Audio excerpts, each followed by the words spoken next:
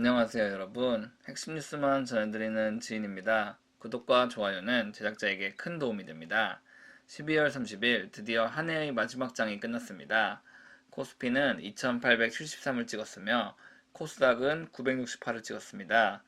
굳이 제가 말씀드린 회사가 아니어도 높은 수익률을 기록하신 분들도 상당히 많으실 것이라고 봅니다.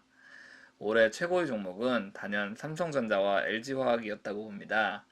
LG화학의 경우 코로나가 한창인 3월에 23만원을 최저점으로 찍고 올해 말 32만 4천원을 찍으며 무시무시한 힘을 보여줬습니다. 이는 테슬라에 대한 수혜 효과를 정말 톡톡히 받았기 때문으로 보입니다. 이에 비해 삼성전자는 초기에 상당히 부진했습니다. 3월 42,300원이던 주가는 9월까지도 54,000원에 불과했습니다. 그러나 11월부터 크게 뛰어 올해 말 81,000원으로 신고가를 찍었습니다. 바야흐로 대형주가 코스피를 이끌었습니다. 오늘 제가 말씀드릴 얘기는 재무제표를 보기 전에 회사에 접근하는 기본적인 방법을 알려드리려고 합니다. 바로 회사 대표들의 신년사 또는 취임사 또는 단독 인터뷰를 유심히 봐야 한다는 것입니다. 이런 자리에서 대표들의 인터뷰는 어찌 보면 당연한 말을 그럴듯하게 하는 것으로만 볼 수 있습니다. 하지만 사실은 회사가 추구하는 모든 방향과 경영 방침이 압축되어 있습니다. 그렇기 때문에 이들의 단순한 말 하나하나를 뜯어보는 것이 재무제표를 체크하는 것보다 더 중요하다고 할 수 있습니다.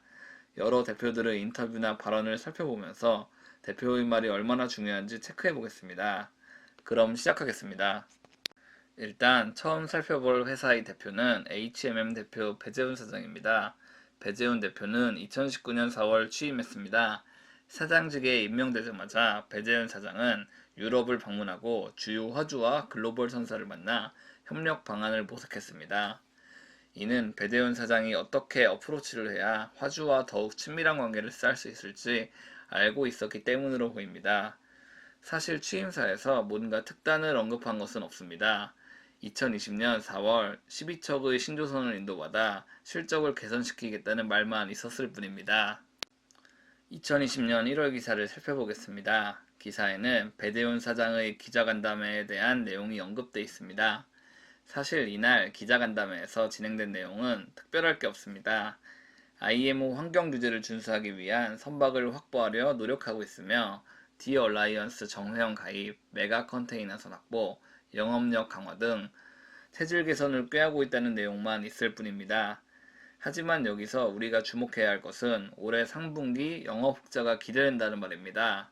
대표가 3분기 흑자 전환을 언급한다는 것은 정말 상당한 자신감이 아니고서는 할 수 없는 말입니다. 즉 만약에 이 주식을 보유하고 있다면 3분기 실적을 무엇보다도 유심히 살펴봐야 한다는 말입니다. 저도 이 기자간담회 기사를 보고 3분기가 턴어라운드 된다면 회사는 정상화된 것이나 마찬가지고 이제 날아갈 일만 남았다고 생각했습니다. 그런데 회사는 2분기 영업이익 1387억 원을 기록하면서 흑자 전환을 달성했습니다. 이는 정말 엄청난 성과입니다. 대표의 예상보다도 1분기 먼저 흑자 전환을 달성했기 때문입니다. 아마 이때의 실적도 코로나19로 인한 운임 상승 효과 수혜를 톡톡히 보고 있었을지도 모릅니다. 하지만 당시 언론은 회사의 흑자 전환에만 집중했고 다른 언급은 없었습니다. 물론 당시 이 기사가 나오고 주가는 급락해 한동안 지지부진했습니다. 다만 이때 흑자 전환 사실을 보고 매입한 후 흑자 전환된 회사의 앞으로의 실적을 기대하면서 마음 편안히 있으셨던 분들은 모두 수익이 나셨을 것입니다. 이는 우연도 아니고 운도 아닌 대표의 말에 입각해 회사를 유심히 관찰한 결과이며 해운 업황을 꿰뚫어 본 것이라고 볼 수 있습니다. 이번에 볼 회사는 포스코 케미칼입니다. 2019년 7월 기사입니다. 최정우 회장은 2018년 7월에 취임했습니다. 이 기사는 취임 1주년을 맞이하면서 최정우 회장이 포스코의 앞으로의 방향에 대해 언급하고 있습니다. 최정우 회장은 기사에서는 포스코 캠텍과 포스코 ESM을 합병한 포스코 케미칼에 대해 언급하고 있습니다. 이런 언급은 당연한 것입니다. 최 회장이 그룹 회장으로 취임하기 전까지 그는 포스코 캠텍의 대표이사를 해왔기 때문입니다. 물론 포스코가 국내 최고의 철강사이자 세계에서도 알아주는 철강사지만 철강 산업은 확실한 포화 산업이기 때문에 더 실적을 개선하는 데는 어려움이 있다고 그는 파악했을 것입니다. 그룹 회장으로 취임하기 전부터 그는 양극재, 음극재에 대한 강조를 해왔습니다. 이 사업을 하는 회사는 포스코 케미칼이고 매년 신년사, 회사 창립일, 취임사 등에서 포스코 케미칼에 대한 중요성을 누누이 강조해왔습니다.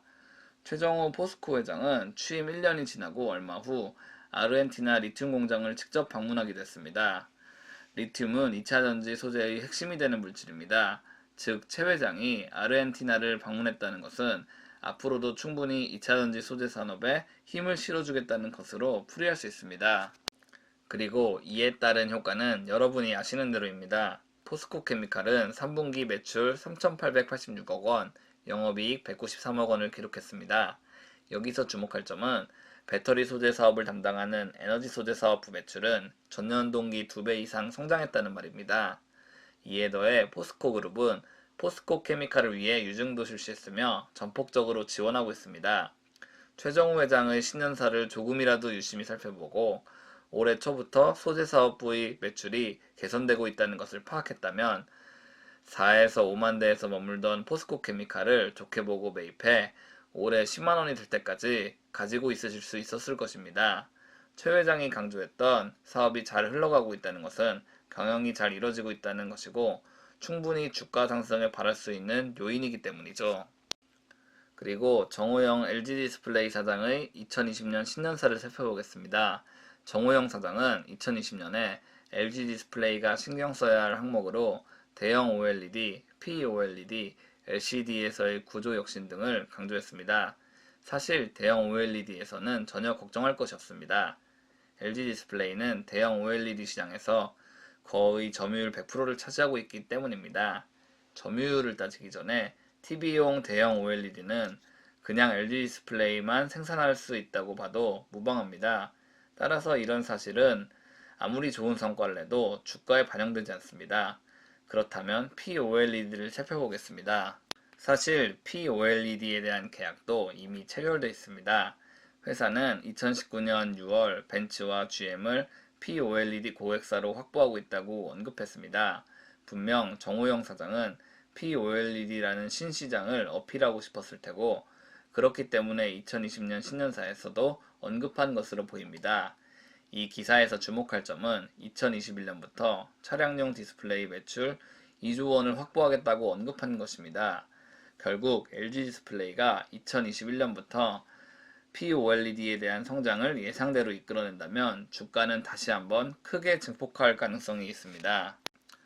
또 정호영 사장이 마지막으로 강조한 LCD 부문의 구조 혁신에 대해서는 저도 반신반의했습니다. LCD는 이미 중국 업체들에게 크게 밀린 상황이었기 때문에 앞으로 LCD 비중을 줄여나갈지언정 더 이상의 성과는 낼 수 없었다고 생각했기 때문이죠. 대부분의 업계 사람들도 이렇게 생각했습니다. 하지만 모두의 예상을 깨고 LG디스플레이는 3분기 LCD 패널에서 이익을 확보했습니다. LCD 생산 공장은 내년까지 연장됩니다. 이는 코로나19에 따른 글로벌 LCD 시황이 급반등했기 때문입니다. 따라서 LCD 판매 가격이 올랐고 LG 디스플레이는 LCD 부문에서도 당분간 이익을 확보할 수 있게 됐습니다. 정 사장이 이런 사태까지 예측해서 신년사를 발표한지는 모르겠지만 목표 설정한 3가지 사안을 모두 달성하는 쾌거를 이뤘습니다. 게다가 이에 더해 LG 디스플레이는 아이폰 12 맥스에 패널을 공급하는 쾌거도 이뤘습니다. 회사의 목표를 3가지 이룸과 동시에 언급하지 않은 사실에 대해서도 성과를 이뤘고 흑자 전환도 달성했기 때문에 주가가 안 올라가는 게 오히려 더 이상한 상황이었죠. 결국 시장은 이런 요소를 다 캐치했고 10월 말 14,000원에서 12월 말 18,550원이라는 경이로운 주가 상승을 했습니다. 제가 준비한 정보는 여기까지입니다. 왜 연말 들어서 제가 이런 말을 했을까요? 바로 1월 1일 또는 평일인 1월 4일에 각 회사 대표들의 신년사에 주목하자는 의미입니다. 다시 한번 말씀드리지만 이런 대표들이 그냥 직원들을 고무시키기 위해 신년사를 하는 것이 아닙니다. 자신이 오너가 아니라면 대표직을 이어가기 위해서 분명한 성과를 내야 합니다. 그렇다면 이런 성과를 어느 정도 달성할 수 있는 것으로 설정하고 이에 집중해 경영을 하게 됩니다. 즉, 대표의 발언은 꼭 달성해야 하는 최소 요건이라고 볼 수 있습니다. 물론 2030년까지 뭘 하겠다는 추상적인 발언도 있긴 하지만 임기 내로 얼마를 달성하겠다 또는 실적을 개선하겠다는 구체적인 언급은 대표도 꼭 지키고 싶어 한다고 볼 수 있습니다. 2021년에도 한국 시장은 잘 돌아갈 것이라고 예측하시는 분들이 많습니다. 저도 모든 분들이 좋은 수익 기록하시고 한국 시장도 잘 돌아가길 빌고 있습니다.